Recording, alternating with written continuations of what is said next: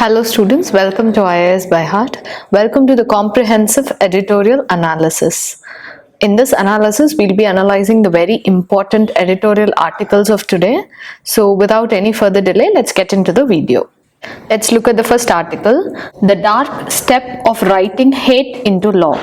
This article talks about the new marriage laws, which talks about love jihad, etc. Uttar Pradesh la pass panna in the law oda criticism adha patti da irukku. This is more of in a political tone, so I'll tell you only the gist of the article.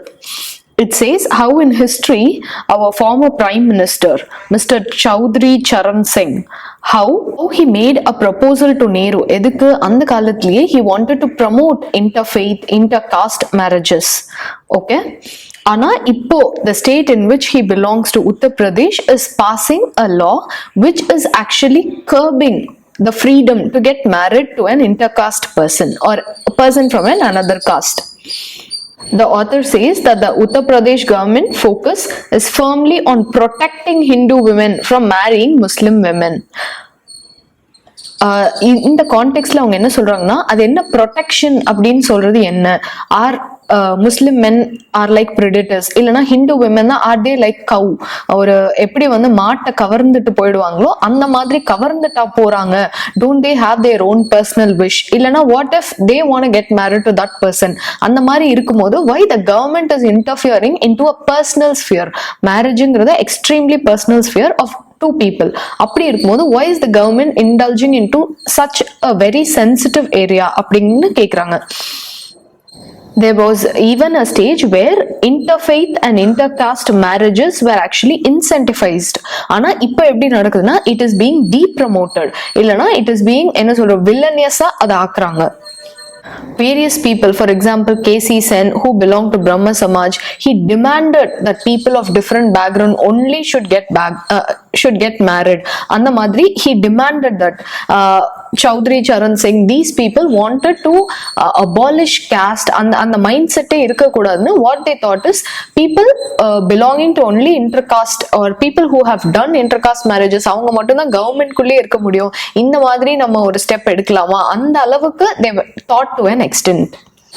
Recent laws on slaughter of cattle, marriage and religious conversions, which target Muslims both by denying them shared social spaces and rights as equal citizens of the republic.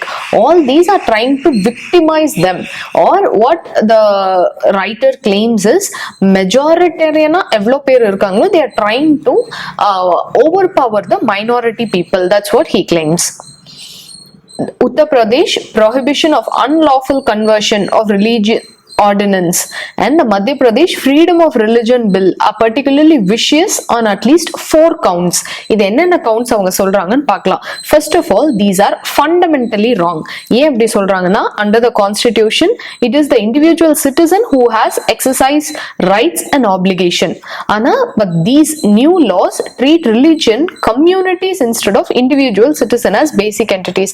நம்ம constitutionல எப்படி நம்ம பார்க்கறோம்னா, ஒவ்வொரு லாவும் a person has a right to life and liberty, a person has freedom to move, freedom to speech and expression. அப்படினா நம்ம கான்ஸ்டிடியூஷன்ல இருக்க எல்லா லாஸும் it is aimed at a person.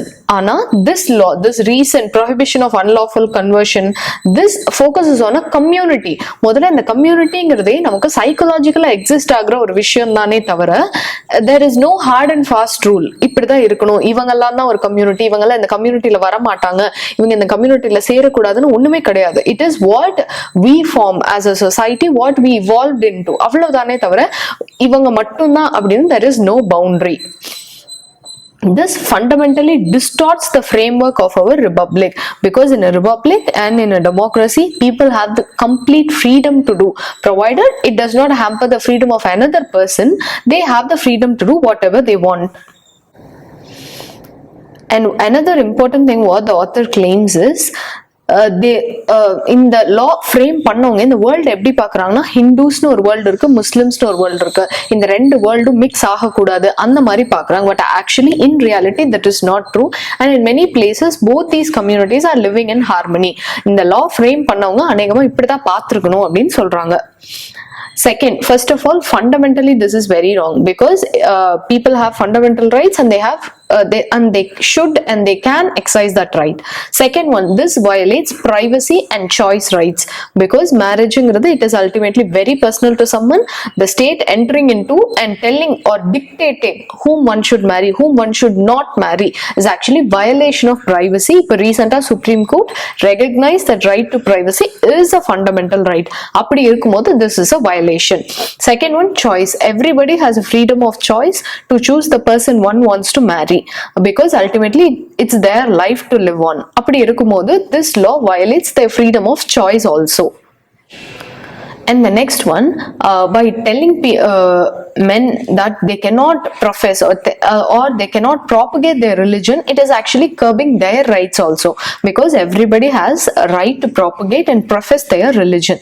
So this is also violation of fundamental right to the Muslim people. Under Article 25.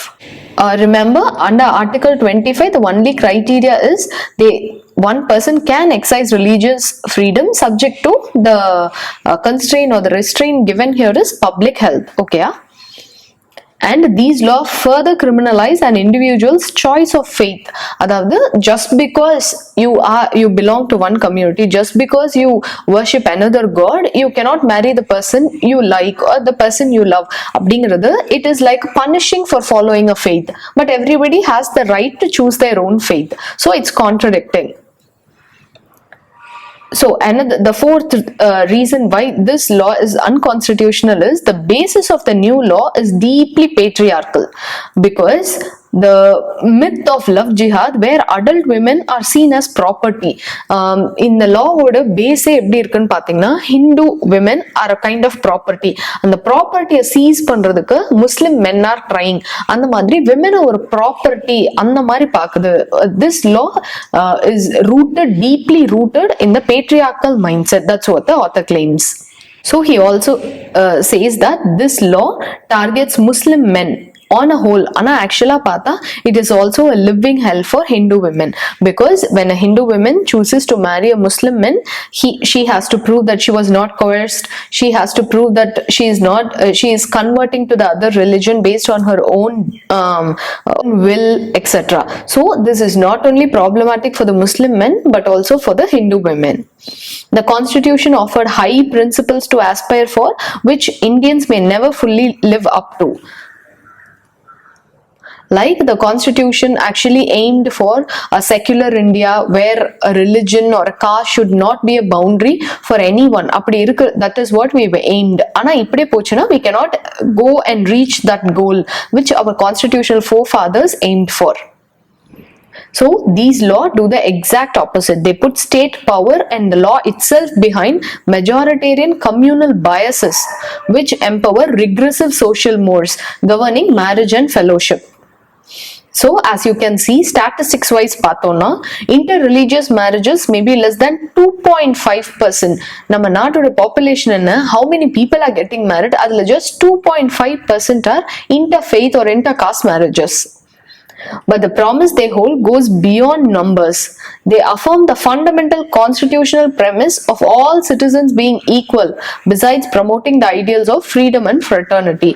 So ஒரு 2.5% தான் interfaith marriage பண்ணிக்கிறாங்க, அவங்களுக்காக இது அவ்வளோ இம்பார்ட்டன்டானா, it not only represent the 2.5% people only, but also ஒரு மனுஷனா as a citizen of India you have the right or you have the freedom to marry anyone you like, irrespective of the caste or creed or even the faith they belong to. So it represents the fundamental right people enjoy. So why is this law dangerous? It is downright dangerous as it seeds mistrust and changes fundamental and basic ground rules that all plural democracies must live by. It is for the court to suo motu strike these laws down if it wants to preserve the basic structure of the constitution. என்ன சொல்றாங்கன்னா, கான்ஸ்டிடியூஷனோட பேசிக் structure அப்ப நம்ம கேசவானந்த பாரதி கேஸ்ல பார்த்ததுல secularity is another form. So these laws threaten the whole basic structure itself, because they they promote mistrust and disharmony among people. Now Muslim men, if they love any Hindu women, they'll be seen as they are doing it for the community, they want to promote their community, adukkaga than they are doing this nu solvanga. This might be very problematic for any Muslim person in that community. So adukkaga this law is very dangerous, and the author says that the court should take this in the matter because this is violative of the secular structure, which is part of the basic structure of the constitution. And he also notes that the tragedy is that these laws are not protested enough when they were enacted. We must never forget the price a society or a country pays for writing hate into law. அதாவது யாராவது ஒருத்தவங்களோட ஒரு சின்ன கம்யூனிட்டியோட பயஸ ஒரு லாவாவே நம்ம மாத்தும் போது it will become very problematic. So ஒரு பர்சனோட Paes that person only should have. In fact அவங்க இன்னொருத்தவங்க கிட்ட சொல்லவே கூடாது. அந்த லாவா மாத்தும் போது it becomes very problematic for the society and the country as a whole. That's what this article claims. So let's move on to the next article. The next article, it talks about the recent farm bills and what are the loopholes or adla enna flaws irukku, how it will become detrimental to the farmers. Adha patti discuss பண்ணுது. By reading this article, you'll know what are the problems in the recent farm bills, adha eppadi rectify பண்ணலாம், what could have the government done, and the madri you'll get an idea. So let's get into the article. Agriculture Produce Market Committee APMC Mandi policies for agricultural marketing initiated in the 1960s for a few crops have outlived their utility, and the system needs a new policy in the face of agricultural sector growth's slowdown, the crop composition not widening, and investment in land is not happening.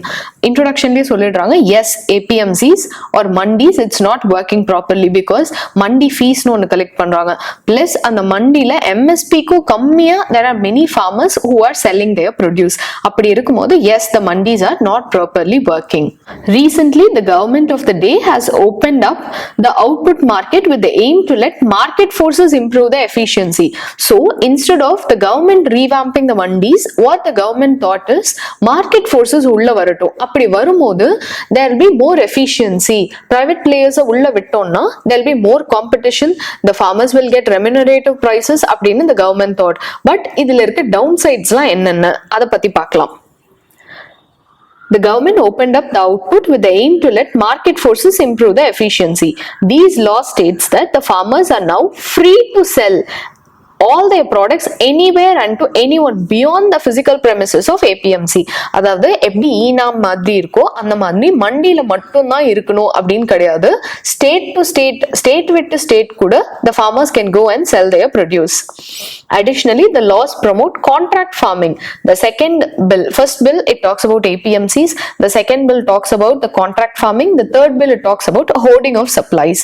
How to prohibit hoarding of supplies தான் இது ஒவ்வொன்றிலும் என்னென்ன difficulty என்னென்ன problem இருக்குன்னு it is said in this article. Yeah, this contract farming by establishing partnership between the farmers and food processing companies. For example, ஒரு farmer கிட்ட இந்த season முடிஞ்சதும் எனக்கு இவ்ளோ டொமேட்டோஸ் வேணும் அப்படின்னு ஒரு கெச்சப் கம்பெனி டைப் வச்சிருக்கு அப்படின்னு வச்சுக்கலாம். அந்த மாதிரி இருக்கும்போது என்னென்ன ப்ராப்ளம்ஸ் வரும், அந்த ஃபார்மர் அவனால ப்ரொடியூஸ் அந்த சீசன், ஃபார் எக்ஸாம்பிள் மான்சூன் ஃபெயிலியரா இருக்கலாம், இல்ல ஃப்ளட்ஸா இருக்கலாம், இந்த மாதிரி ப்ராப்ளம் வரலாம். அந்த மாதிரி ஃபார்மர் சைட்ல ப்ராப்ளம் வரலாம். அப்படி இருக்கும்போது ஃபார்மருக்கு அட்லீஸ்ட் அந்த மினிமம் அவன் ப்ரொடியூஸ் பண்ணதுக்கு அவங்களுக்கு சப்போர்ட் பிரைஸ் கிடைக்குமா, இல்லைன்னா அப்படி இல்லைன்னா அந்த கான்ட்ராக்ட்ல வேற எப்படி சேஃப்டி நெட் அந்த ஃபார்மருக்கு இருக்கும், அந்த மாதிரி இருக்கணும் கான்ட்ராக்ட் ஃபார்மிங்னா. அப்படி இல்லை அப்படின்னா ஃபார்மர் நிறைய பெஸ்டிசைட்ஸ் போட்டுட்டாங்க, ரொம்ப கெமிக்கல்ஸா இருக்கு, இதை நாங்கள் யூஸ் பண்ண முடியாது, ஃபுட் குவாலிட்டிக்கு இல்லை அப்படின்னு ஃபைனலா ஹார்வெஸ்ட்லாம் பண்ணதுக்கு அப்புறம் அந்த ஃபார்மர் அவனோட கை காசு போட்டு இன்வெஸ்ட் பண்ணதுக்கு அப்புறம் ஒரு மல்டிநேஷனல் கம்பெனி சொல்லுச்சுன்னா என்ன பண்ணணும், இதெல்லாம் ப்ராப்பர்லி இன்னும் திங்க் பண்ணி இந்த லாவை இம்ப்ளிமெண்ட் பண்ண மாதிரி இல்லை அப்படிங்கிறது second claim. The main suggestions put forth by the farmers என்னன்னா இப்போ நடக்கிற farmers agitation வழியா அவங்க என்னென்ன suggestions சொல்றாங்க. அபார்ட் இந்த ஒன்னு இந்த farm laws ரிப்பீல் பண்ணும், இல்லைன்னா நாங்க சொல்ற இந்த suggestions ஆவது இம்ப்ளிமெண்ட் பண்ணுங்கன்னு சொல்றாங்க. First one, their produce prices should be the cost of production plus reasonable markup. அதாவது MSP அவங்க என்ன கிளைம் பண்றாங்கன்னா மினிமம் சப்போர்ட் பிரைஸ்னு கவர்மெண்ட் ஃபிக்ஸ் பண்றது அவங்க காஸ்ட் ஆஃப் ப்ரொடக்ஷன் எவ்வளவு இருக்கோ அதை விட அட்லீஸ்ட் ஒரு 50% ஜாஸ்தி இருக்கணும். அப்போதான் farming will become remunerative and profitable. Sustainable farming we are having various other government schemes. மத்தபடி if the agriculture has to become viable and profitable, then the government should produce at least 150% of the cost of the production. Second one, fluctuations in the Second one, fluctuations in the prices should be minimal. Like இப்போ MSP வந்து first day season sowing season முன்னாடியே announce பண்ணிடுவாங்க. அப்படி announce பண்ணும்போதும் அந்த sowing season முடிஞ்சதும் மார்க்கெட்க்கு வர ப்ரைஸுக்கும் ஃபைனலுக்கும் there shouldn't be much fluctuation. அதுக்கு ஏத்த மாதிரி the government should take care. This is their second demand. Third demand என்னன்னு பார்த்துக்கிட்டீங்கன்னா there should be little or no interface with legal or administrative official because these farmers they are not comfortable in dealing with the sahibs and police. அந்த மாதிரி வந்ததுன்னா இப்போ ஒரு MNC இல்லைன்னா ஏதோ ஒரு கம்பெனி ஓகே சாதாரண இந்தியன் கம்பெனியா இருந்திருக்கட்டும் அண்ட் ஃபார்மர்ஸா இருக்கட்டும் இவங்க ரெண்டு பேர் வரும்போது they strongly believe that the police or any other state official they will surely support the corporate not the poor farmers. That's what they strongly feel. There is a need for wider view of the sector to include more crops. இப்போ MSPல there are only few crops included. நீங்க அந்த list Google பண்ணி பார்த்தீங்கன்னா தெரியும் only rice, paddy அந்த மாதிரி ரொம்ப major crops தான் included. Therefore they also claim other crops should be included. If the government encourages farmers to move from wheat to vegetables, the markets for the latter should address all the above three aspects. Government சொல்லுது நீங்க pulses grow பண்ணுங்க, water intensive crops like sugar cane, rice இதெல்லாம் வேண்டாம் அப்படின்னு சொன்னா அதெல்லாம் ஏன் பண்றாங்க? அவ்வளோ கஷ்டப்பட்டு சுகர் கேனை எதுக்கு பண்ணணும்? பிகாஸ் அதை பண்ணா மட்டும்தான் கொஞ்சமாவது அக்ரிகல்ச்சரல் ப்ராஃபிட்டபிளா இருக்கு. அதுவும் இல்லைன்னா பல்சஸ் எல்லாம் போட்டானா it is actually easy job for the farmer because they require only less water. பெருசா ஃபர்டிலைசர்ஸ் அதெல்லாம் போடணும் அவசியம் இல்ல. ஆனா அதுக்கேத்த பிரைசஸ் மார்க்கெட்ல கிடைக்கல. So when the government asks the farmers to move from அதிகம் wheat or rice மட்டுமே ஃபோக்கஸ் பண்ணாதீங்க, வெஜிடபிள்ஸ் எல்லாமும் பண்ணுங்க, we can export அப்படின்னு சொல்லும் போது it should make sure that the proper infrastructure is there. அதுக்கேத்த அளவுக்கு ரெமினரேட்டிவா MSP மாறணும், மார்க்கெட்ஸ் இருக்கணும், there should be more buyers. அந்த மாதிரி the government should set up first and then ask the farmers to do this. They also say that malpractices in the new system are neither forecastable nor there is any authority to report to. While the government says that the mandi MSP system will continue, the question is for how long? If alternate traders offer better prices, farmers will go there and not to the mandis. What happens after 2 years when the regulated mandis become weaker or begin to shut down due to business? இப்போ நம்ம private பிளேயர்ஸை உள்ள விட்டுட்டோம் அப்படின்னா இந்த மண்டியில MSPக்கு தான் most of the இதை எடுத்துப்பாங்க. In fact சொல்ல போனா மெனி கிராப்ஸ் MSPக்கு கீழே இருக்க பிரைஸ்ல தான் எடுத்துக்கிறாங்க. நம்ம நியூஸ்ல எல்லாம் பார்த்துருப்போம். இப்போ ரீசெண்டா லேடிஸ் ஃபிங்கர் வெண்டைக்காலாம் 1 ரூபிக்கு கேட்டாங்க அப்படின்னு சொல்லி farmers protested a lot. அந்த மாதிரி இருக்கும்போது இப்போ கார்பரேட் பிளேயர்ஸ் இனிஷியலா வராங்க உள்ள இல்ல பிரைவேட் பிளேயர்ஸ் வராங்கன்னு what if many people move towards the private players? அப்படி போய் அவங்களுக்கு செல் பண்ண ஆரம்பிச்சா the importance of the mandis or APMCs will go down. அப்படி இருக்கும்போது கார்பரேட்ஸ் மட்டும் தான் இதை வாங்கணும்னு ஒரு சிச்சுவேஷன் உருவாக்குனப்போ கொஞ்ச நாள்ல இந்த மண்டிஸும் இல்லாம போயிடுச்சுன்னா அந்த கார்பரேட்ஸ் அவங்களோட பொசிஷனை எக்ஸ்ப்ளாய்ட் பண்ண ஆரம்பிச்சுட்டாங்க, இந்த MSPன்னு ஒரு கான்செப்டே இல்லாம போயிடுச்சு அப்படின்னா what will the farmers do? That is what is their apprehension. Traders could reduce the prices on more than one pretext. எந்தெந்த வழியிலெல்லாம் கார்பரேட்ஸ் ஆர் ட்ரேடர்ஸ் ஆர் என்ன சொல்ற மிடில் மேனாவே இருக்கட்டும் இவங்க எந்தெந்த வழியிலெல்லாம் காசை குறைக்கலாம்னு பார்ப்பாங்க. For example, finding fault with the product, declining to buy on the pretext of a glut, declining to buy on the pretext of a glut, defaulting on payments and so on. For example, இப்போ வந்து ரொம்ப pesticides use பண்ணிருக்கீங்க, நீங்க organic மெத்தட்ல இதை cultivate பண்ணலன்னா நாம அப்படிதான் கல்டிவேட் பண்ணோம்னு அந்த ஃபார்மரால எப்படி ப்ரூவ் பண்ண முடியும்? இல்ல நீங்க பெஸ்டிசைட்ஸ் அடிச்சிருக்கீங்க, எங்களோட லேப் ரிசல்ட்ஸ்ல காட்டுது அப்படிலாம் சொன்னா ஒரு புவர் ஃபார்மரால இதெல்லாம் ஃபர்ஸ்ட் அவங்களுக்கு புரியவே புரியாது. செகண்ட், இது அவங்களால ப்ரூவ் பண்ண முடியாது. ஓகேயா? செகண்ட் ஒன், பேமெண்ட் டிலே பண்ணா ஒரு கார்பரேட் ஆஃபீஸ்க்கு ஒரு ஃபார்மர் போய் நீங்க எனக்கு காசு தரணும் அப்படின்னு எப்படி போய் கேட்க முடியும்? ஃபர்ஸ்ட் ஆஃப் ஆல் அப்படி கேட்டா how will they treat him? அந்த மாதிரி practical difficulties are there. Since traders are few, they can form cartels, whereas farmers are many. This is imminently possible. The farmers are further handicapped by the fact that they come from long distance with loads of several quintal tons. அதனால திரும்பி போறது will become another cost. ஒரு product sale பண்ணனும் பக்கத்து state open பண்றாங்க, government side one country one market அந்த மாதிரி சொல்லிட்டோம். சோ ஒரு ஸ்டேட்ல இருந்து இன்னொரு ஸ்டேட்ல நல்ல எம்எஸ்பி இருக்குன்னா அங்க போய் விற்கலாம் அந்த மாதிரி சொல்றாங்க. அப்படின்னா ஒருவேளை அங்க போனதுக்கு அப்புறம் what if the trader is haggling, what if they are finding prices fault with the product and reducing the prices. அப்படி இருக்கும்போது இங்க இருந்து அவ்வளவு தூரம் டிராவல் பண்ணிட்டு திரும்ப அந்த ப்ராடக்ட் விற்காம, அந்த வெஜிடபிள்ஸ் விற்காம அந்த ஃபார்மர் வர முடியுமா? சோ ஃபைனலி அவங்க என்ன கேட்கறாங்களோ அதை பண்ணிதான் ஆகணும். So this puts the farmer at the disadvantaged position. Their situation worsens when their cash needs are immediate. ஆனா கார்பரேட்க்கு அப்படி கிடையாது. சரி ஓகே பொறுமையா காசு கொடுக்கலாம்னு அவங்க நினைப்பாங்க. ஆனா அந்த காசு வச்சுதான் அவங்க இப்ப காரிஃப் சீசன் முடிஞ்சுன்னா ராபி சீசனுக்கு இன்புட்ஸ் அந்த காசு வச்சுதான் வாங்கணும். Therefore their cash needs are very immediate, whereas not for the corporates. For small farmers the cash need is very immediate. ஆனா நம்ம கண்ட்ரில almost 90% of the farmers are small and marginal farmers who own less than 2 hectares of land. அவங்க தான் நிறைய பேர் இருக்காங்க. இந்த MSP regime, இந்த மண்டிஸோட இம்பார்ட்டன்ஸ் குறைஞ்சு if many farmers are moving towards traders, கொஞ்ச நாள் அந்த மண்டிக்கு இம்பார்ட்டன்ஸ் இருந்தா கொஞ்ச நாள் எம்எஸ்பியும் போயிடும். எம்எஸ்பியும் போயிட்டா பெரிய லாஸ் வந்து அந்த ட்ரேடர்ஸும் வாங்கிக்க மாட்டேன் உங்க ப்ராடக்ட்ஸ்ன்னு சொல்றாங்க. அப்படின்னா எம்எஸ்பியும் இல்லைன்னா where will this farmers go? So எங்களோட சேஃப்டி நெட் அப்புறம் வந்து எங்களோட ஃபால் பேக் குஷனே என்னன்னா இந்த எம்எஸ்பி தான். ஸோ இந்த எம்எஸ்பியை லீகலைஸ் பண்ணுவோம் அப்படின்னு எங்களுக்கு give me a word so that we can trust it and go forward. This is one of the main condition of this farmers agitation. The corporate buyers might just not buy the full quantity of the product on one or another pretext or delay payments. If the farmers complain, the corporates have access to a battery of lawyers, the fine print in contracts, the advantage of language, and above all the capacity to wait. So corporatesக்கு இப்ப ஏதாவது ஒரு contract ஃபார்மிங்கே இருக்கு, அந்த contract எத்தனை farmers நம்ம நாட்டில் எவ்வளவு பேருக்கு அது புரியும்?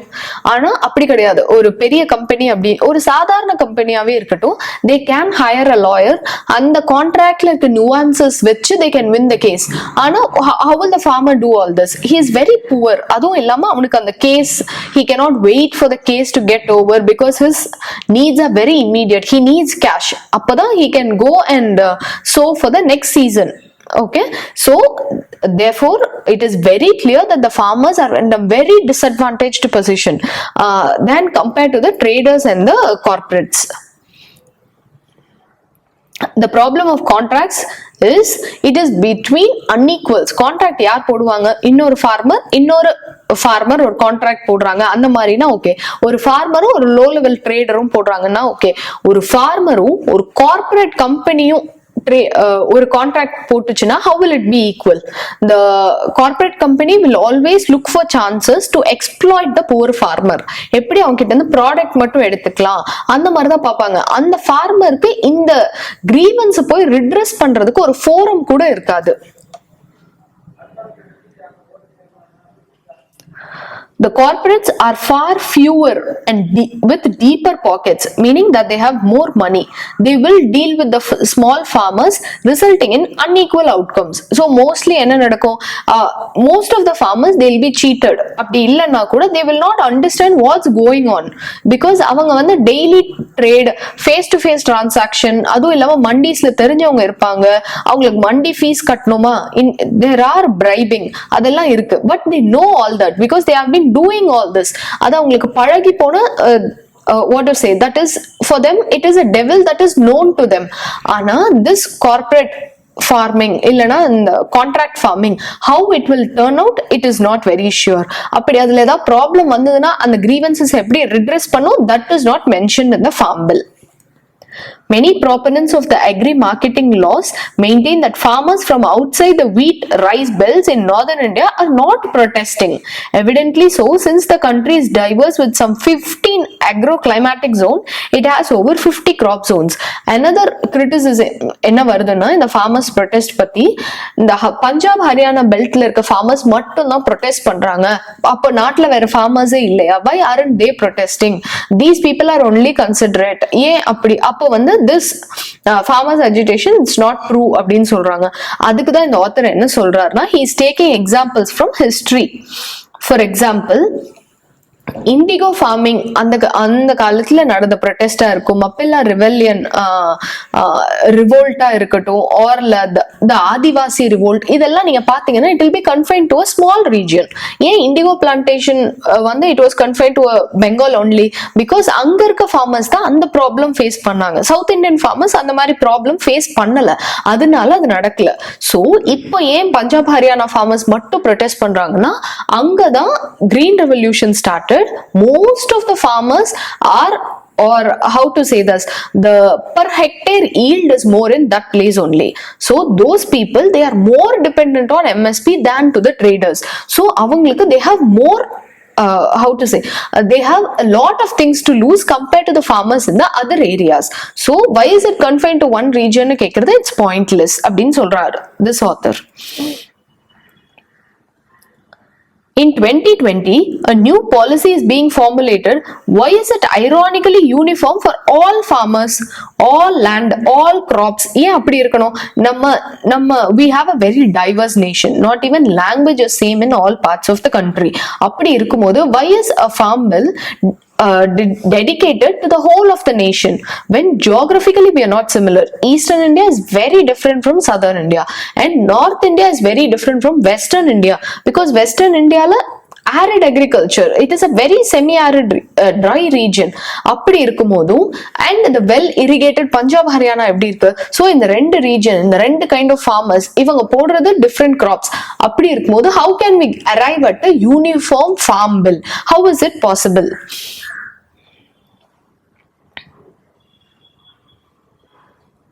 So what happens to the semi-arid areas and the farmers therein, where crop outcomes are uncertain? What happens to the small and marginal farmers who have little to market and largely inarticulate? அந்த மாதிரி farmers are not homogeneous pack. There are different people depending on their practices ஆ இருக்கட்டும், அவங்க geographical location ஆ இருக்கட்டும், they are a very different crowd. அப்படி இருக்கும்போது a simple 3 laws for the whole of the country, for all geographical location, for all kinds of farmers, irrespective of small, marginal, medium, large, இந்த மாதிரி all types of farmers, for all types of crops, it sounds totally insensible. That's what the author claims.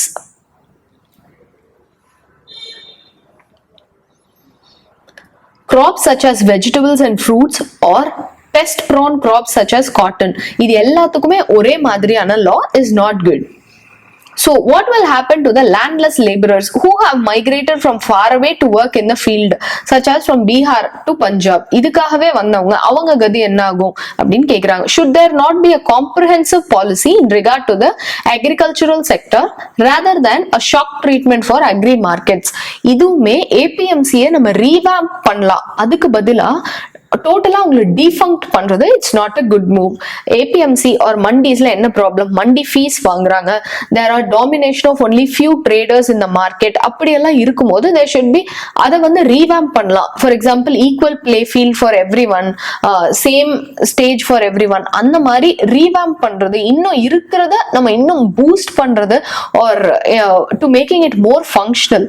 அப்படி பண்ணாம APMCயே வேண்டாம், மண்டிஸே வேணாம், you can go and sell everyone to everyone to all your produce, அந்த மாதிரி நம்ம சொல்றது it is not a well thought out move. So in the conclusion, the so far neglected problem of the stagnation and high input prices in agriculture can be addressed through a systematic approach. For example, MS Swaminathan Commission and Ashok Dalwai Committee, அவங்க சொல்றதெல்லாம் வச்சு நம்ம input costs reduce பண்ணலாம். How can we make agriculture viable, profitable and sustainable? இத பத்தி நம்ம யோசிக்கலாம். அதெல்லாம் விட்டுட்டு a simple form laws will not work. Transition being worked out for farmers to move out of water soaking paddy crop in Punjab and Haryana to other crops. Say in 5 years, they would reduce the area under paddy by 25 to 30%. And the loss they incur in the short run will be compensated by the government. அந்த மாதிரி நம்ம providing incentives, pulses cultivate பண்றதுக்கு incentives, vegetablesக்கு incentives, அந்த மாதிரி if the government do, and if the awareness for that is created, அந்த மாதிரி the government should do rather than going or defuncting all the existing structures. Shock treatments do not work anywhere, be it agriculture, industry or economy. For example, 1991 reforms kapparam, there was a major shutdown due to shock treatment, then resulting in the second deindustrialization and the loss of hundreds of thousands of industrial jobs. The results in agriculture are likely to be no different in the face of shocks. So, எப்பவுமே the government what it should do is step by step procedure தான் போகணும். How to make agriculture profitable. அதுக்கப்புறமா how to